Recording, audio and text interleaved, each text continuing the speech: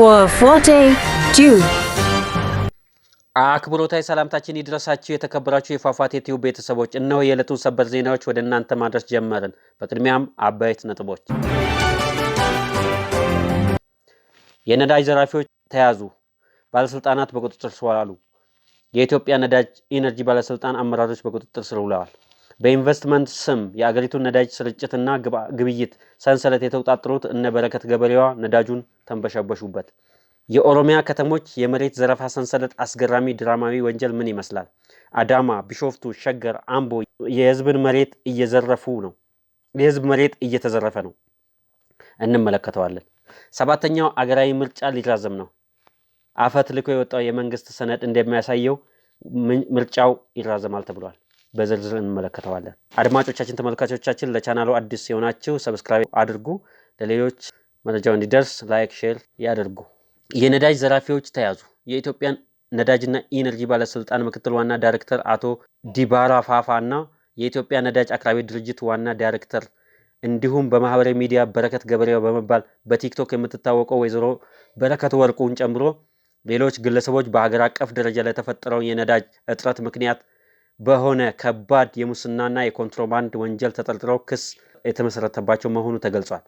የፌዴራል ከፍተኛ ፍርድ ቤት ልደታ ምድብ የሙስና ወንጀሎች ችሎት መዝገቡን ተቀብሎ ማየት የጀመሩ ሲሆን በአቃቢ ሕግ ክስ ላይ እንደተመለከተው ባለስልጣናቱ የፈቃድ አሰጣጥ መመሪያን በመጣስ ከተከሳሽ ወይዘሮ በረከት ወርቁ ጋር በመሳጠር ከ466 ሺህ ሊትር በላይ ነጭ ናፍጣ ያለምንም ህጋዊ አግባብ እንድታገኝ አድርገዋል። ተከሳሿ ወይዘሮ በረከት ከዚህ ቀደምም ለኢንቨስትመንት በሚል ሽፋን በጋምቤላ ክልል ዲማ ከተማ በወጣው የንግድ ፈቃድ ከ100 ሺህ ሊትር በላይ ነዳጅ በቀጥታ ከጅቡቲ በመውሰድ ምንም አይነት የነዳጅ ማከማቻ ወይም ዲፖ ሳይኖራት ከ100 ብር ባነሰ ዋጋ የተገዛውን ነዳጅ 1 ሊትር 1200 ብር ለወርቅ አምራቾች በህገወጥ መንገድ መሸጧ በክሱ ላይ በዝርዝር ቀርቧል። የእነዚህ ባለስልጣናትና የግለሰቧ ህገወጥ ድርጊት በመንግስት ሀብት ላይ ከፍተኛ ጉዳት ከማድረሱም በላይ በገበያ ላይ ለታየው የነዳጅ እጥረት ዋነኛ ምክንያት መሆኑ ክሱ ያስረዳል። ከዚህም በተጨማሪ በዚሁ የክስ መዝገብ የተካተቱት ሌሎች ተከሳሾች በሚሊዮን የሚቆጠር ሊትር ነዳጅ በማጭበርበር ህገወጥ የነዳጅ አከፋፋይነት ፈቃድ በማውጣት እንዲሁም ነዳጅ ከመንግስት ቁጥጥር ውጭ አድርገዋል ተብለው ተከሰው ፍርድ ቤት ቀርበዋል።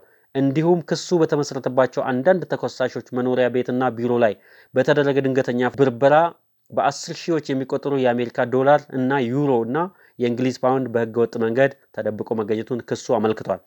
ጉዳዩን የያዘው የፌደራል ከፍተኛ ፍርድ ቤት ሶስተኛ የሙስና ጉዳዮች ወንጀል ችሎት መዝገቡን ከፍቶ የተከሳሾችን ጉዳይ ማየት ጀምሯል።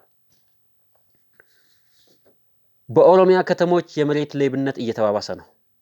የ120 ቡድን አባላት የከተሞቹን መሬት እየመዘበሩ ይገኛሉ ተብሏል። በአዳማ፣ ቢሾፍቱ፣ ሸገር ከተሞች እንዲሁም አምቦ የህዝብና የግለሰብና እንዲሁም የመንግስት ቦታዎች በማፊያ ቡድኑ አባላት እየተዘረፉ መሆኑ በተለያዩ ጊዜ የተገለጹ መሆኑ የሚታወቅ ነው።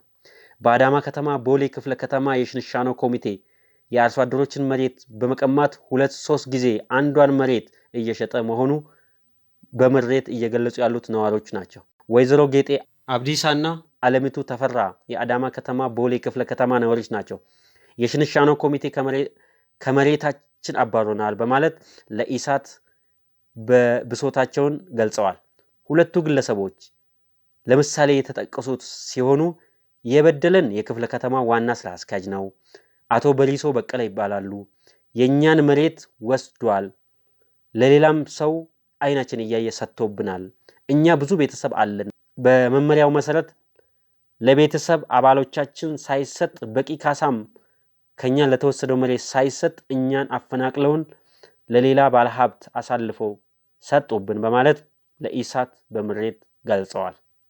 ከአቶ በሪሶ በቀለ በተጨማሪ ገና የሚባል መሐንዲስ፣ ሻምበል አበራ የሚባል ሰው፣ አበበ አበራ የሚባል ሰው እንዲሁም ጋቢሳ የሚባል መሐንዲስ አላግባብ መሬታችንን እንድንነጠቅ ያደረጉ የክፍለ ከተማ ዋነኛ የመሬት ነጠቃ ወይም የሽንሻኖ ኮሚቴ መሪዎች ናቸው ብለዋል። ከንቲባ ጽሕፈት ቤት ሄደን ብናቀርብም ችግራችን ይፈቱልናል ብለን ስንጠብቅ ጭራሽ ዛቻና ማስፈራሪያ ደረሰብን፣ ወዴት እንሂድ በማለት ለኢሳት የህዝብ ድምጽ ገልጸዋል። ይህ በእንዲህ እንዳለ የአዳማ 120 ቡድን የዘረፋ ሰንሰለት መረብ ይፋ ሆኗል። በዚሁ መሰረት የአዳማው ኃይሉ ቡጳ አሳዛኝ የዘረፋ ድርጊት ይፋ ተደርጓል። ግለሰቡ በአዳማ ከተማ ሆቴል ያለው ሰው ነው። 70 ሄክታር መሬት በህገወጥ መንገድ የያዘው 70 ሄክታር የመሬት ካርታ በስሙ በእጁ ላይ ተገኝቷል። የአዳማ ዙሪያ አርሶ አደሮችን መሬት ይነጥቃል። 2 ሰዎች በሆቴሉ ውስጥ ገድሏል። ሰው ያግታል፣ ያፈናቅላል፣ ያፍናል፣ ይገድላል። ከሐረር መስመር ወደ አዳማ የሚገባውን ጫትና ከሰል ቀረጥ የሚሰበስበው እሱና እሱ ያሰማራቸው አፋኝ ግብረ ኃይል ነው። የሲሚንቶና የስኳር ንግድ የተቆጣጠሩት የኃይሉ ቡጳ ሰንሰለት ኔትወርክ ነው። መሬት ከአርሶ አደር ነጥቀው አንዱን መሬት ለሁለት ለሶስት ሰው በአንድ ጊዜ ይሸጣሉ። ጥያቄ ከተነሳባቸው ጥያቄ ያነሳውን ግለሰብ ወይም የገዛውን ሰው ይደበድባሉ፣ ያፍናሉ፣ ያስፈራራሉ።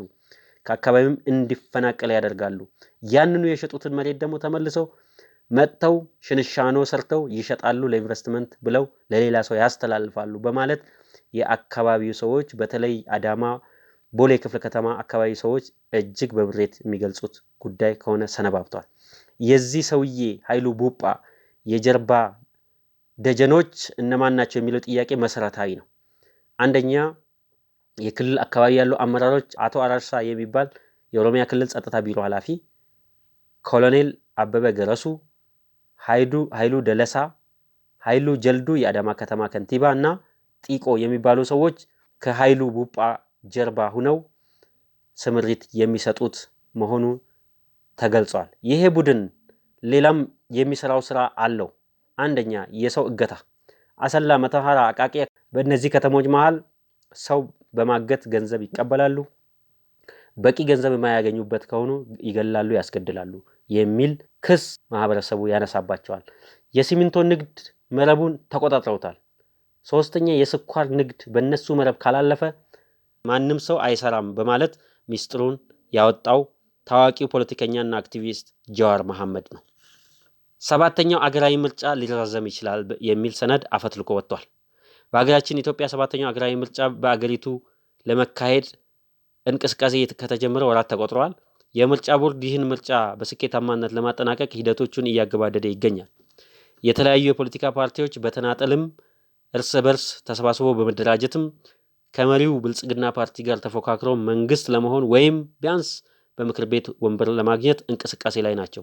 ይሁን እንጂ መንግስት ሰሞኑን ባደረገው ሚስጥራዊ ስብሰባ ምርጫ ለማካሄድ የሚረዳ አስቻይ ሁኔታ የለም፣ አብዛኛው የኢትዮጵያ ክፍል ጦርነት ተባብሷል፣ አንዳንድ ክልሎች ላይ ሙሉ በሙሉ የስጋት ቀጠና ውስጥ ገብቷል፣ በአጠቃላይ አስተማማኝ ሰላም ባልሰፈነበት ምርጫ ማድረግ ከባድ ይሆናል፣ ስለዚህ የምርጫ ጊዜው መራዘም አለበት የሚል አቋም ተራምዷል ተብሏል።